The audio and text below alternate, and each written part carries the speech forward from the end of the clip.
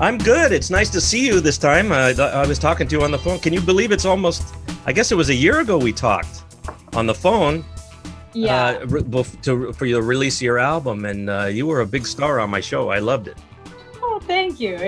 It's weird because it feels like ages ago, but at the same time, it feels like this year never happened. Yeah. I can relate to that statement. This will be good. I like talking to you. Well, you're the one that you're a good front woman for the band. You know what I'm saying? Everybody. Thank you. You like to get out there and talk for your brothers in the band.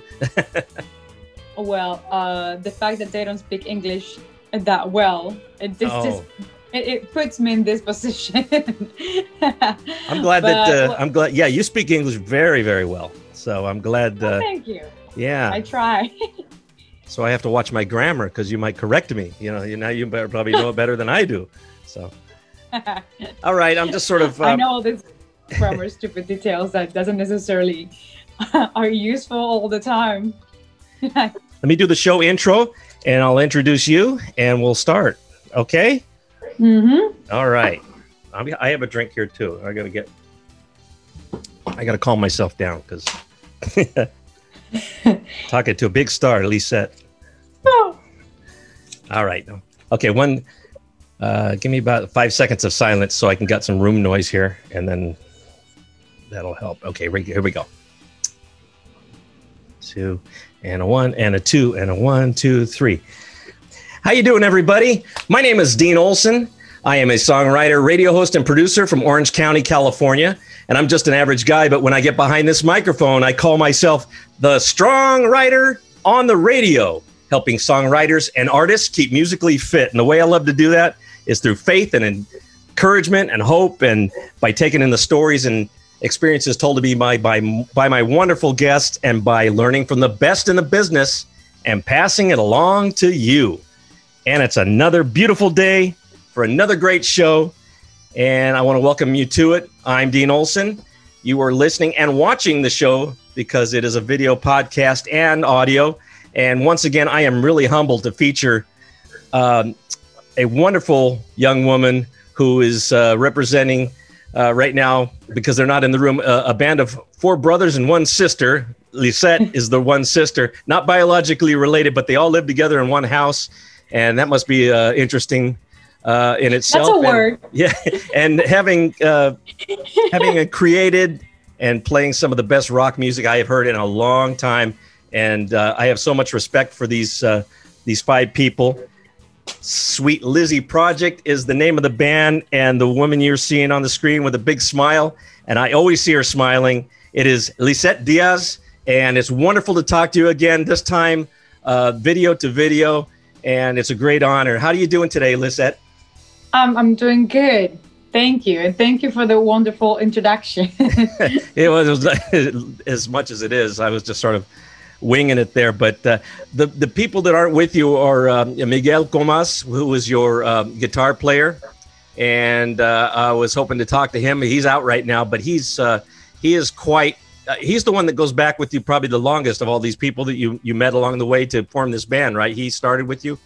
Yeah, he was the one that listened to my first 2 songs ever, and he was the one who said, I think you can do this for real. And I'm like, no, you stop it. Instead of pretend. I'm just a biochemist.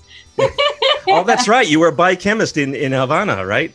Yeah. Oh yeah, my gosh. That's where I graduated. You have a great story. You know, anybody can go back. There's a on StrongWriter.com. That's the website where all my podcast is. Just look up Lisette DIAZ, and you can see her interview right up there. And she goes into great detail about her story. And we get to hear the album that they put out last year called Technicolor, which is great. I think it still has a lot of mileage on it. You probably are still getting great feedback from that album, I'll bet, right?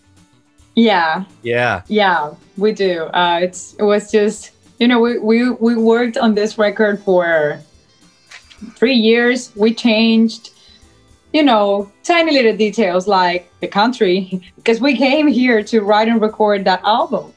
And we waited for the perfect time to put it out. And that was 3 weeks before the world pandemic. Oh, great. Yeah. So it's just, yeah, I love that album. It says a lot about our story. And yeah, it's just that I wish we could have, you know, toured the album properly. And that just didn't happen. Yeah. But you were saying how far you go back to Cuba, and then you didn't start actually recording, or did you have some of these songs written ahead of time, or, you know, when you got here, did you decide to get together with Miguel and everybody else and start writing some material? No, we wrote some of those in Cuba, and okay. and some of the tracks were actually recorded in Cuba as well, in the little apartment we used to call studio. And we used to record it. We're very optimistic people. And that's what we used to record. And we kept some of those tracks. We thought it was part of the story as well. So the story is not only told by the songs and the lyrics itself, but the sound tells the story of our journey too, because it has the sound of that small apartment, but also the sound of Blackbird Studios. Come on. It has a great sound. I tell you, I'm a big fan of that. A lot of people come to me with, you know, new music, and sometimes I go, okay, that's not my style, but you know, you play in the kind of style I really enjoy, and it has a nice feel to it. And Raul Malo of the Mavericks, he is somebody that you met a couple of years ago when you came here, right? When you to appear on a TV show. Well, we actually met in Cuba. It was while PBS went to Cuba to film that PBS special, Havana Time Machine. Okay. And that's how we met for the first time. We didn't have enough time, you know, to talk, to get to actually, you know each other. That happened later on when we came here for the first time, and we stayed at his house. So that's how we started our relationship, and this idea of us coming here was born. So yeah, and yeah, it was the beginning of whatever we have right now, that is somewhere in the middle between, you know, he's the president of the record label, but he's like a father to me, you know. He's like family. Yeah, he's old enough to be. You can say that because he's old enough. He's like my age, so you know. I have a daughter who's your age too, so I understand. You know, you remind me of you know, of a more vocal. you sure like to talk a lot, and that's wonderful, because you made my show such a vibrant episode when you came on last year. It was a lot of fun to talk to you. And and I'll tell you what, I got to see you too when I came when you came down to Los Angeles to the Hotel Cafe. I got to get a picture with all of you, and we watched your show. And I'll have to tell you something. You know, don't take this the wrong way, but you guys blew the eardrums out of everybody out there, because you guys like to turn up the radio. You like to turn up the volume on your amps and everything else. Is this typical of your shows? Do you like to really crank up the power and just juice it up and go full force with your music? We do. We try to you know, readapt ourselves depending on the room. Sometimes it's hard to be loud because the room's small, but sometimes it's hard to avoid it, because you know, there's a lot of passion when we play, and we feel every single song. Oh, Wilfredo just got in the room. Yay! So here's the keyboard player. You can come just a little bit. Hi, how are you? There he is. Hey, Wilfredo, nice to meet you. How you doing? Nice to meet you too. It looks like you're getting ready to enjoy some drink there and kick back, I guess. But I'm glad one of Lissette's bandmates came over to say hi. because we're talking about your new single and everything, and we really I really appreciate you guys. You guys are a great band, and I love having you guys back.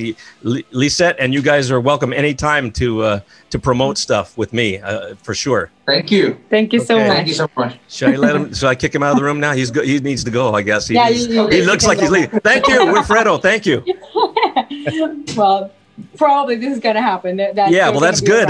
We got that was like a surprise guest that came in the room. So yeah, it happens, and we tend to be loud when we perform. That was one of the challenges of turning our living room into a stage, because it's a living room, and we wanted to with the Sweet Quarantine Sessions, which is the show that we've been doing since the end of the world started.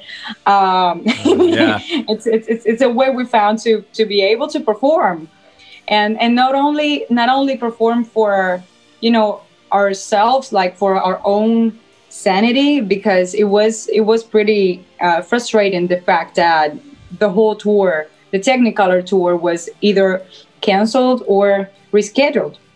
That was pretty shocking. And, living all together, it's hard to deal with everybody's emotions at the same time, because everybody, expresses themselves in a different way. And you're kidding. No, I've seen you guys. You guys have a good. Challenging. Yeah, it's pretty challenging when you have to deal with it, and sometimes you feel optimistic. One day you feel optimistic and you feel like, we're going to get through this. And if someone else is not on the same page, and that day that the other person is depressed, then that can just change your entire mood that day, just because the other person is not feeling well. So it was complicated. But the shows, like I said, not only helped us, but I felt great about helping other people, like helping people get through this weird period of time when, especially at the beginning, people didn't know what to expect or what was going to happen. So I think that the fact that we not only brought music, but also our personal life, our life here together, our experience, the way we were feeling, I think that everybody appreciated that. So I love that, and I appreciate every comment, every message, all the love that people sent us. So, well, that's great. I send it too, because I'm also envious. I'm so jealous of the energy that you all have. I wish I had that again, because it helps you to create. And I think it's just, music and all that passion. It's in your heart, I think. And you love to express it through singing, and that's probably how you can belt those that beautiful voice of yours. You have quite a powerful voice. I've told you that before. It's a great voice, and hopefully a lot more people get to hear it over the years, so that you become famous, because I think that you have a recognizable voice, among others out there. So. Who do you think you're in? Have you been influenced by anybody, or is this just your unique voice? No, it's my unique voice. Good. Okay. Well, I'm kidding. Is that the funny answer? Okay. Well, tell me what. Tell me who inspires you, because what you. That was not my final answer. Yeah. Oh, I try to reword the question. Who inspires you the most? As or there are many. Well, I don't know if I told you this before, but the truth is that I don't come from a family of musicians. I was not, when I was growing up, I was not surrounded by instruments, like musical instruments or anything like that. So at some point, that when I discovered that I was able to just sing, and not only that I was able to, but that also I liked it. it was never, I never considered it like a career or something like that. It was always a hobby. That's why I studied something different, because music was not a real thing, because I never met a musician before, a real musician in front of me. So at that point, I was not sure where my voice came from, because nobody in my family was an influence for me. And don't get me wrong, I love my family. My mom is the best. She's amazing, but believe me, she cannot sing. So that was definitely not an influence for me, coming from my family. But, you know, listening to music later on and using that to shape my voice and the way I sing, I think that probably Alanis Morissette is a big influence for me. Okay, makes sense. She has a very sharp and kind of a loud, powerful voice too, right? Yeah. I love a lot of things about her, and not only the voice, which is clearly very unique, but also the way she expresses herself on stage. I always found out very authentic and natural. That's a good answer. See that you did the funny answer and you did the good answer too, the real answer. I will take both, but yeah, that's right. You were what was it you were doing? You may not have met a musician. I'm not sure how you did that, because you were a biochemist or something like that in Cuba. Yeah, I studied biochemistry and molecular biology, and I was good. I loved it. I love science. You still have that to you know, go back to if you ever liked you know, to do that kind of thing, but you know. Man, I'm not sure. It's been a long time now, and that's something you need to be you know, it's like language. You need to practice it so you don't forget. Yeah, you have to stay on top of it. You need to keep in touch with. But I think that studying that just gives you some set of skills, not necessarily related to the knowledge itself, like about science, but a way of thinking, a way to organize, a way of research. You know, the way of how do I say that? Like when you have a problem, how to solve things. So. Yeah. And that's been quite useful because problems, that's something I have. So Lisette, so let's see, I was going to say, maybe you could remind some people who, because there are new people watching this now, who how did you make that jump from all of a sudden becoming involved in music? Because there's something must have happened. Was it that you met somebody first and then somebody? Yeah, I was gonna say, or did you seek that, or did you have all of a sudden a dream to do this? It's hard. I always wonder how this got started. I always loved writing in general. I've always had a lot to say. There's a lot on my mind.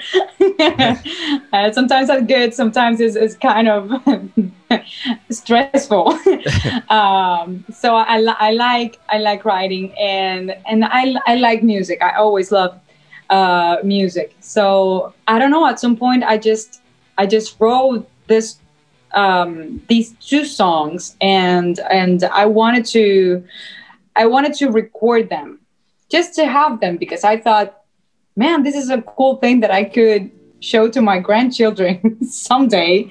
So yeah, I mean, yeah, look, when your grandmother was 15, she recorded this.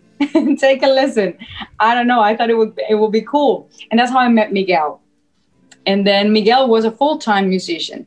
He had a band. He made a living out of being a musician. So that was the first real human being that I met, that so this is a real possibility, and he trusted me. He thought the songs were great. He thought my voice was good enough to to do something, and that's how we started doing this. And then things got complicated, you know, in the way that people were asking us to go and perform, and we didn't have a band. So, oh wait, we need a band, and I kept writing. He had songs as well. Then we put the band together, and that's how it all naturally and spontaneously started.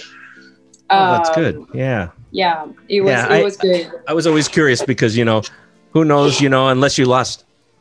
Oh, Miguel's just here. Oh, we're talking about him. Don't. We were talking about you. Hi. There he is. Hey there. Miguel, how are you, sir? My name is Dean. Great. We were talking about Great. you just now. So. Oh, cool. I hope it's good. What do you think? Was it good? No.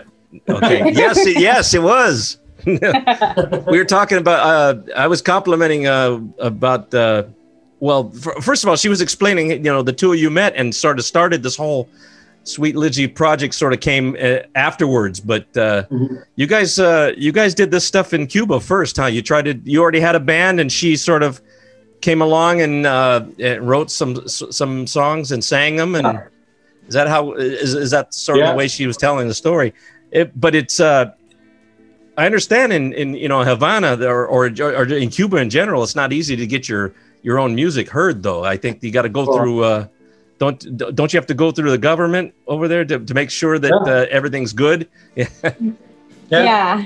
Can you tell me about that? What happens? I mean, because here it sounds so weird that in this country to do that, because you notice you don't have to do that now, but there it must have been a little tough to get your stuff heard and play the stuff that you really want to do, like rock music. Yeah.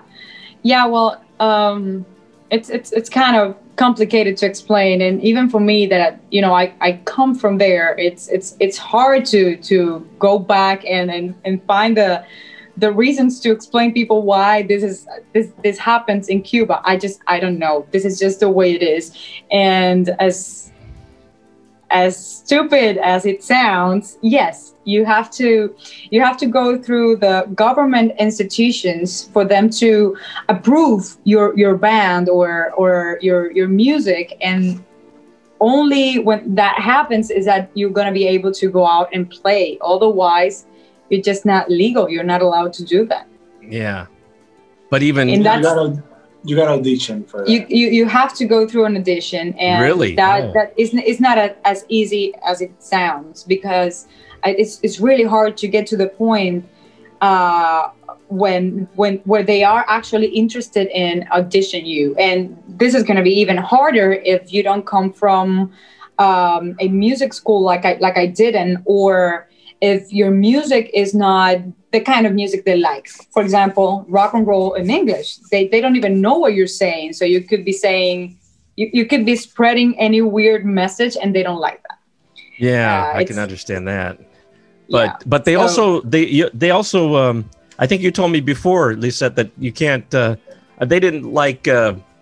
They'd rather you play traditional Cuban music, right? Not necessarily the rock stuff that you wanted to do.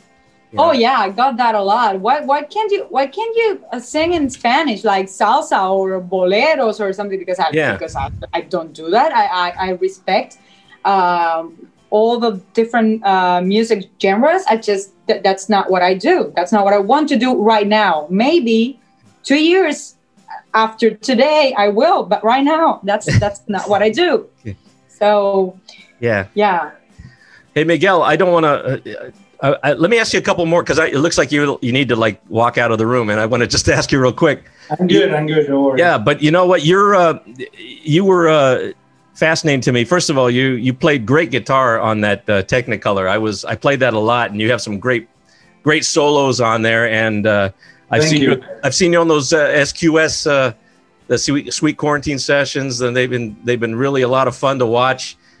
She keeps laughing about them, but you guys always look like you're having a lot of fun. I hope you are. I hope it's not work, but you know, you've been. We are. We have fun. You do it a lot. I mean, you're. It's not like you do it every week. You do it like quite a few times a week. And yeah, especially when we started, it was almost every day. But then we realized that we had to slow down because it was a lot of work. It's a lot of work. Just the getting ready for the show, the sound check, making sure the cameras work, dealing with technology. It's hard because some days they don't want to work. It happens. They have a secret life and they just stop working for no reason. It happens. I promise you. And then when we started, it was our repertoire, whatever we already had. But after 70 shows, you need to start, you need to come up with something new because your audience, we have people that have never missed a show since it started. So you feel like you need to entertain them. You cannot let them down, right? So but you have to shorten it because I think you were doing them for like 2 hours one time, but now you're like maybe not as long and you can still do a lot of them, It's been some days where we feel like let's keep going. If you're in the mood for it, keep it going. But Miguel, I was just wondering, do you like what's your favorite guitar? You like playing that Strat, huh? That Fender Strat? I guess I always was my main was Strat. And well, lately I have been trying different guitars. Yeah, different. By different, he means like a lot of different guitars. Yeah, well, all over there. You just took the question I was going to ask him. I said, I don't know how many guitars you were playing. If you had just like one main guitar you had when you were in Havana, but now you are. I bet you. How many do you have now? Lots. You can go to any store now and go get what you want. I got like 10 now. Oh, but 10. It's the problem. In Havana, we don't even have a music store. So I have that trauma in my head. This is post-traumatic shock. Yeah, that's his excuse. No Sam Ash, no Guitar Center and Cuba, nothing, huh? Anything. You have to boil your old strings so they lose the rust. The rust, yeah. That was one of the and you have to techniques. boil them in water and reuse them. So you had to make do with a lot of stuff, and it's probably just the way you grew up, having to make do with whatever you had. And I understand that you were good at making.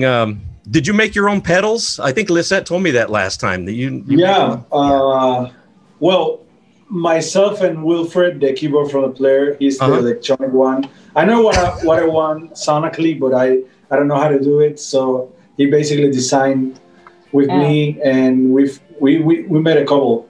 Actually, this is one. Let me show you one. This is one we made, and good. Really cool. Drive pedal. They did this one with decoration and everything. It's one of my main pedals now. Yeah. What kind of sound do you get out of that? Yeah, it's like a clean overdrive sound, but it's really nice. It's really warm.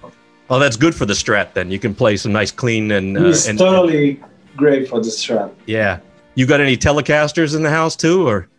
I got a couple. Yeah, those are fun to do too. Every guitar players love their guitars. He's got the. You definitely got the. One. Oh, that's good. But that's pretty cool. That's beautiful. It's a nice black one. I usually see different colors. I usually don't see that color and that design. That looks. I think great. I haven't played this one in the show. Yeah. I only use it for recording. Right. Good thing you can't see Lisette making these faces behind you. She loves guitar. She loves guitar. Well, that's good. Because I knew that he would. I knew that once you. Baby too. Oh, cool! That's a nice one. That's the one you were playing the other day, right? Oh no, it's a Gibson. Yeah. Les Paul or something like that. Yeah, it's a Les Paul. Yeah. Oh, that looks good. That's Lisette's favorite, I think. That's the one you like to. You play guitar, right, Lisette? Actually, yeah, but my favorite is the one that he used for Sticky Situations. This is your favorite? Yeah. This is what I want to get to, because Sticky Situations is something that you just created recently, right? This has nothing to do with your album last time, but now you made a new single. Oh, look at that! Like Paisley designs on it, and yeah. That one's pretty. Did it come like that? Or did you have it? Did you put decals on these? It comes like that. It's made in Japan. Oh, okay. It's got the whammy bar there. Yeah. Almost like the Eddie Van Halen. We just lost. You know that he was famous for that kind of stuff. This year, man. I'm making a video actually today about that. Oh yeah. Would you? Gonna play a little Bahama. I grew up listening to this guy. What was your memory of him, of Van Halen, Eddie? Well, great inspiration, man. I mean, I learned how to do finger tap because of him. Like that was the first person I learned that was from him. And when I saw that, my mind went like, I gotta learn how to do that. I want to know how to do that. Yeah. Then I don't use it that much, but I'm glad that he's inspired a lot of people, even younger guys, because he's not the first to be great. But I tell you that who knows what would have happened if Eddie had never showed up on the earth. He changed the guitar, man. He changed it. Yeah. Anyway, I hope I'm not keeping you from anything. Wilfredo, he came in the house and he I had to like grab him. Lisette had to hold him down so he could talk for a second. He's walking with his coffee or something, and he had to go in the other room. But I was glad I got to talk to both of you. You're the two guys I remember the most on stage. Him on those keyboards, and you with the and who are the other guys? Alejandro. Alejandro's the bass player. He's the bass player. I love the bass, so I had to include him. And then who's the other guy? Angel, yeah, the drummer. I was telling you guys, I totally said, you came to Los Angeles. That's where I got to see you guys. And you guys you guys play loud, just like in that house. But I have never heard a band play so loud in that place that you went to, the Hotel Cafe. I was surprised they didn't call the neighbors because you had to turn up the volume. Yeah. Wow, we didn't knew that, and the people on the place were really nice. Oh, great show, guys. Great show. We didn't do that. Now they won't invite us again. Oh no, they're too loud. How about this place you're living right now? I mean, do the neighbors? I don't know how far away you are from the first house. No, it's not actually that loud here. I know it feels like it, but it's not that loud. We try to keep it as normal as possible. But the truth is that also we have, it's a house for ourselves, and we have an alley by this side of the house. So the next house is kind of far, and they're the sweetest. We have the sweetest neighbors, and people on the other side of the house, they're young people. They love music. They have a band as well. So good. So they understand. Yeah. And they're louder than us, so we're good. Since you're here, Miguel, let me do a quick promo, because Lisette was nice enough to talk with me a little while about just general things about you guys and your music. But you guys put out a brand new album. I mean, not a brand new. Your album is great, but you added a single that stands alone, and it's called Sticky Situations, and it's going to be released October 16th of 2020. That's in about a week from when we're talking here. And you guys, you, Lisette, and you, Miguel, wrote it, and Raul Malo was part of this too. Was part of it too. Yeah. Did the three of you come up with the lyrics, or everything together? Yeah. This is, I think I told you this, but this is the first one of a new collection of songs that we've written just because we're here. Sometimes when you're on the road and you have like a million things to do, you don't have time to sit and write regularly.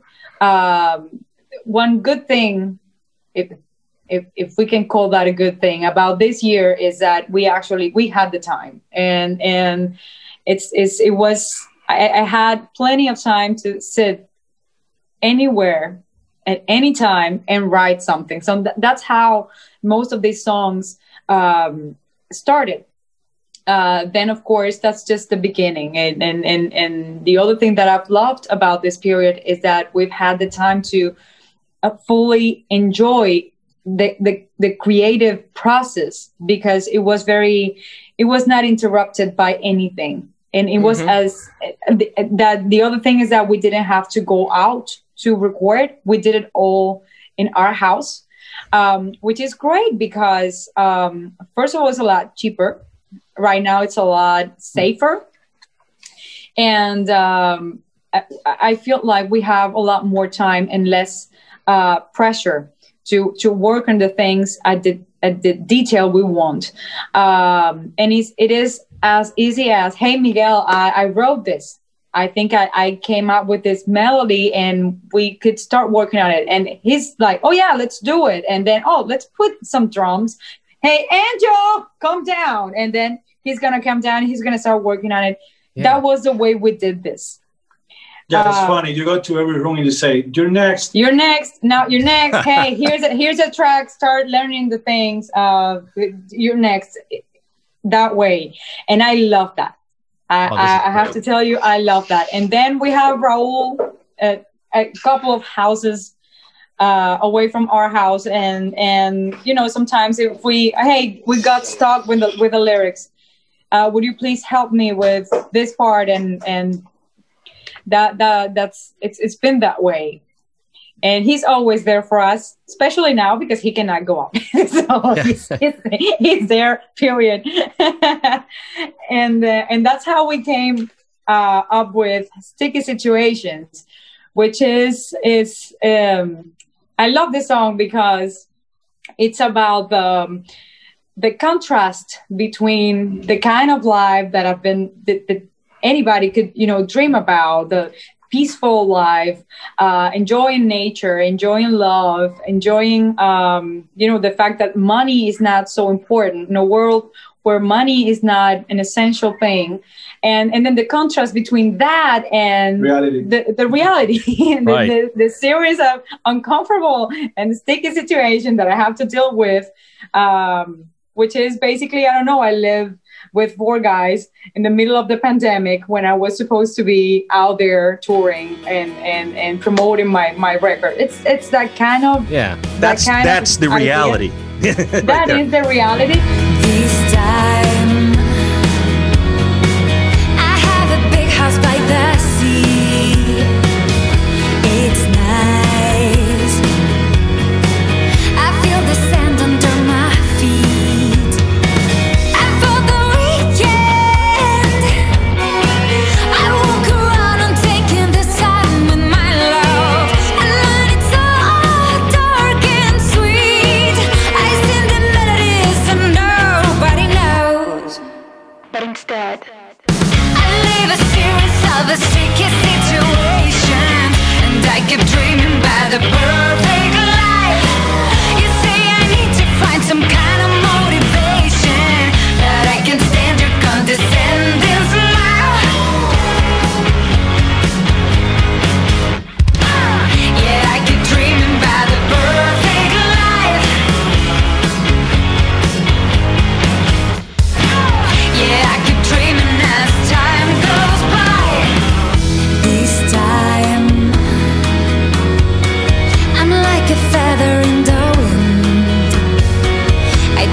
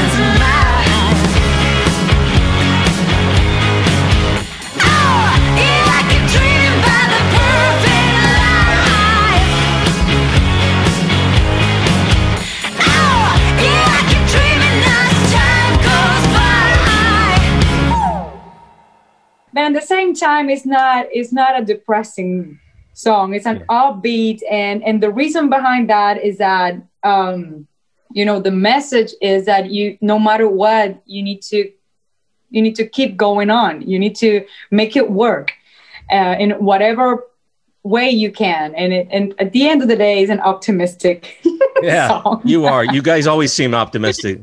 Hey, Miguel, does she smile when nobody's looking, like the cameras aren't on her or anything?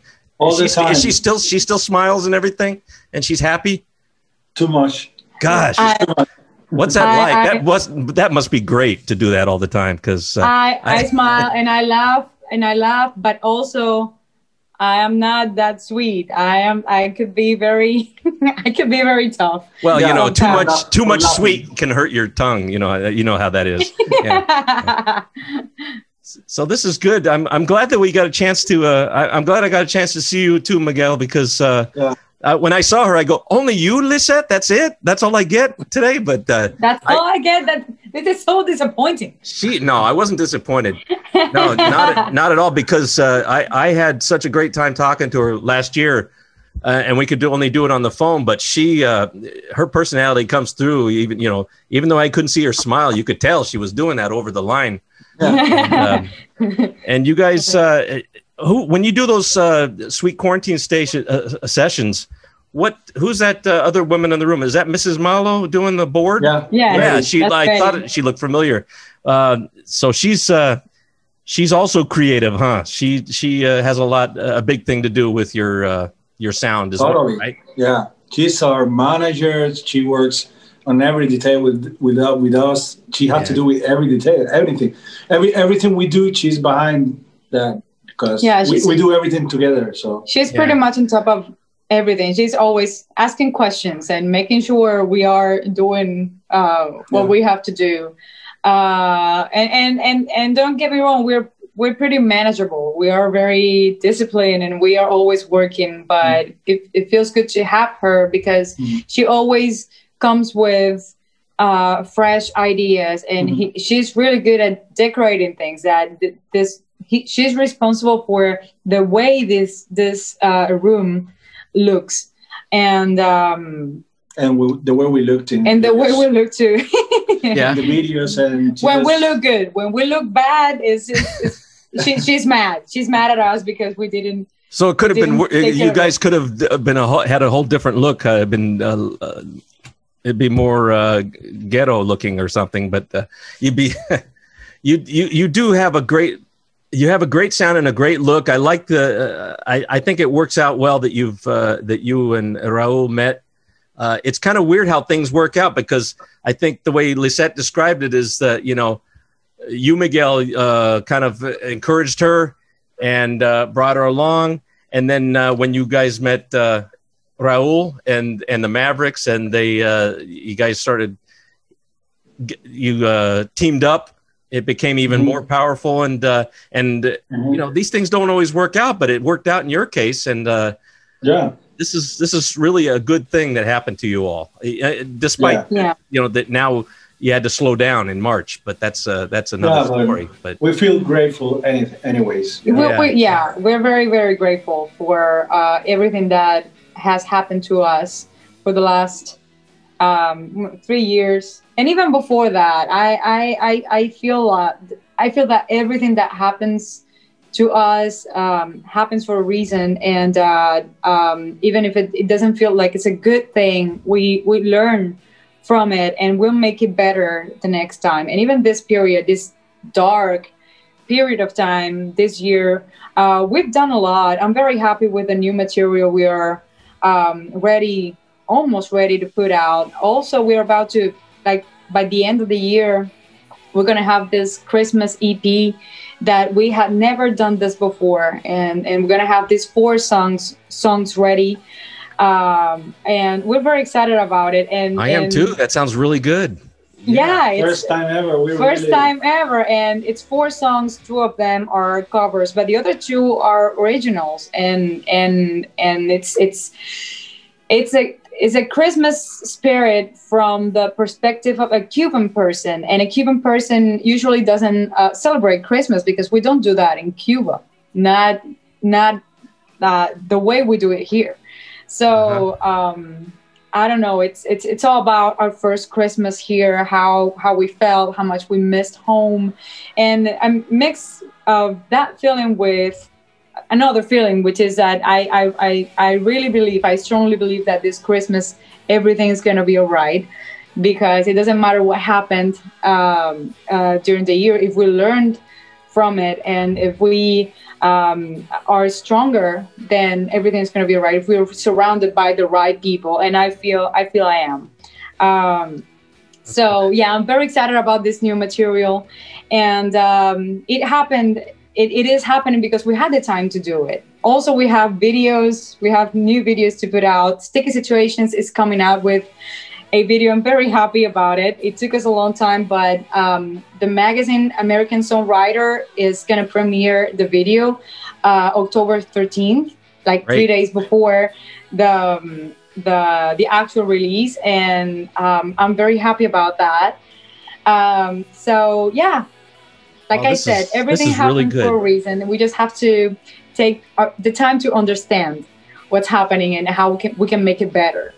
Well, thanks for telling me about that. I'm excited about Christmas. You'll have to, when this comes out, I got to talk to you again, because this is, I'd love to feature some original music by you guys that for Christmas time, because I really hope, I hope it's not dark in December too, because that would be, but there'd be something to look forward to that is positive. Yeah, I hope it's not either, but if it is, it is what it is, and this is part of the reason we're making new music and we're putting it out, not thinking about a record. Record takes a lot of time. Like Technicolor took a lot of time, and honestly, I don't want to be dramatic here, but some of my fans could have died before listening to Technicolor. I could have died. Something could have happened to a lot of people.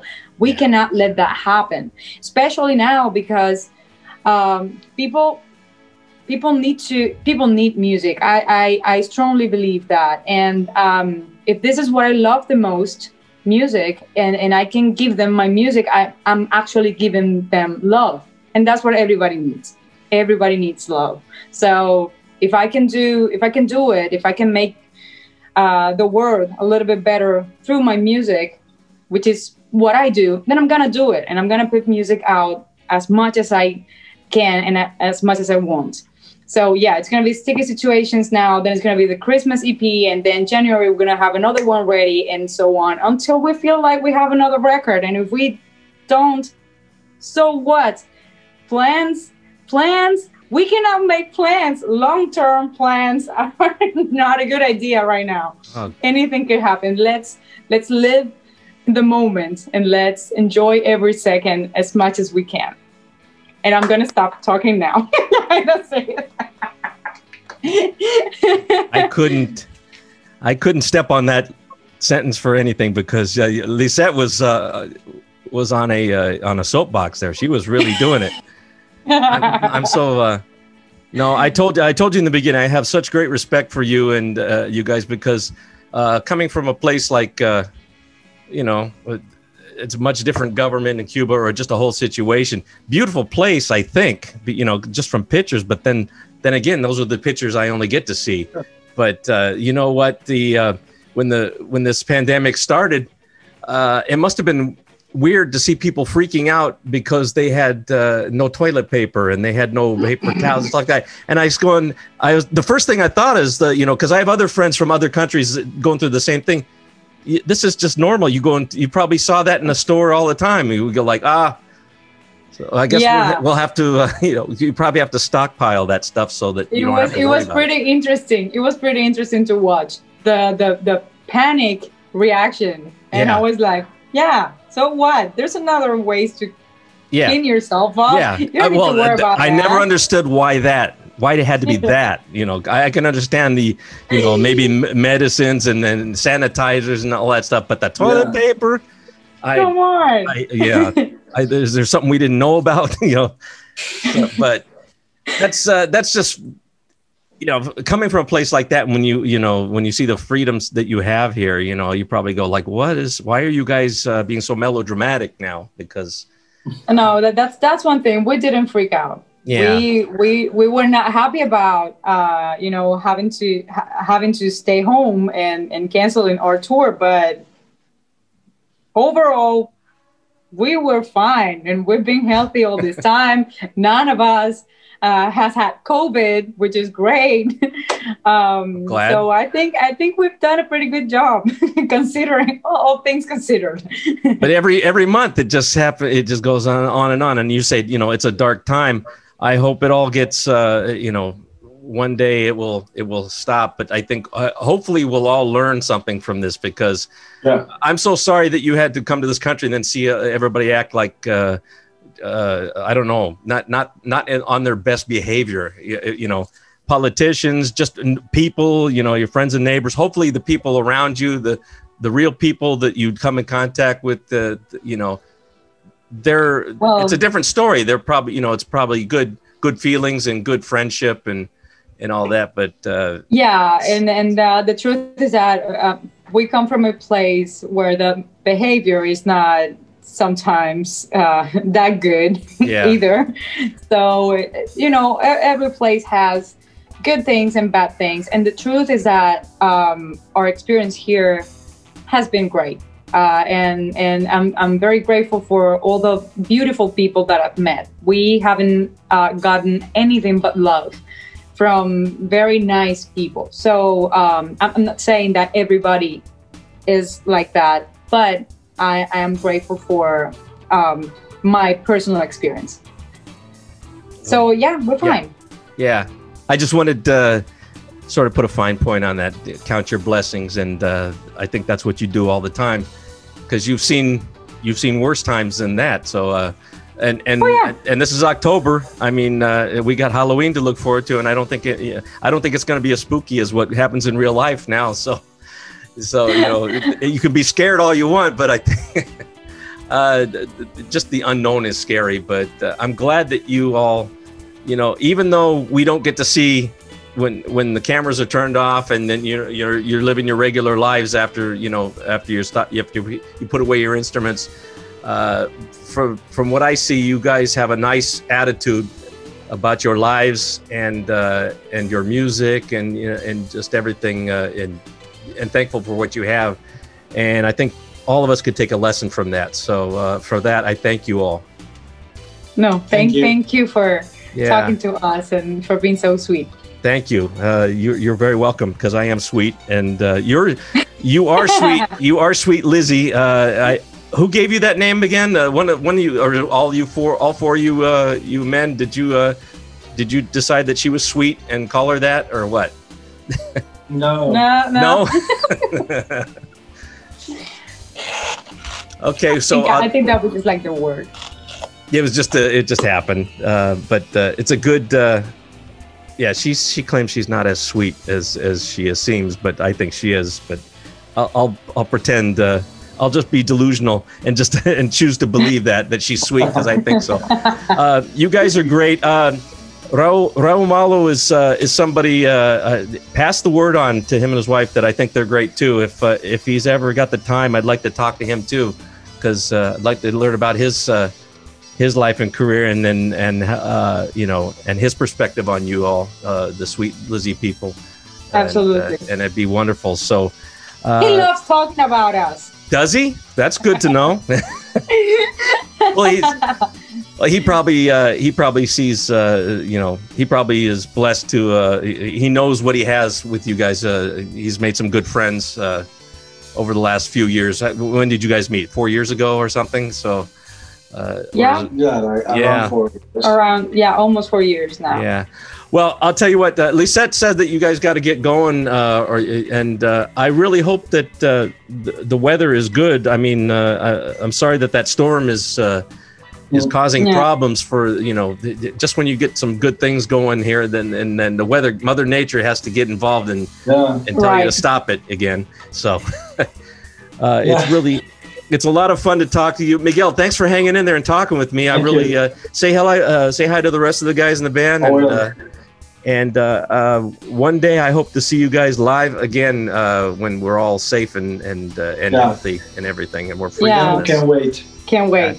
Lisset Diaz, Miguel Comas. They are Sweet Lizzy Project, and it's been a pleasure and a real honor to know you guys. And Sticky Situations is the single. For those watching this this week, it's going to be October 16th, 2020. And you guys are going to do a live show to go with it on YouTube, I think. Yes, we thought it was going to be the same day, like October 16th, but we're going to have to move it to the 18th because that same night we're opening for Black Cherry in Indiana. Oh, really? That show has not been canceled yet, so yeah, so far so good. Party. If nothing, we're gonna have a release party October 18th during the regular Sweet Quarantine Sessions show. So yeah. Okay, so just in case, as things will change, I think you need to go to sweetlizzyproject.com. Is that the name of the website? Yes. Okay. Yes. And then you can get on their social media, and they'll give you updates. You got to check their social media out. Facebook is what I like to go on, and they have. You'll always get notifications on when they're going to do those SQS. I love those Sweet Quarantine sessions. Yeah. I can't even say it. I can't even say it. I'm so excited about them. But you guys are great. Thank you, Lisset. Thank you, Miguel. I'm going to let you go, and God bless you. You have a great day today, and looking forward to the rest of. Looking forward to this new music. Okay. Talk to you soon.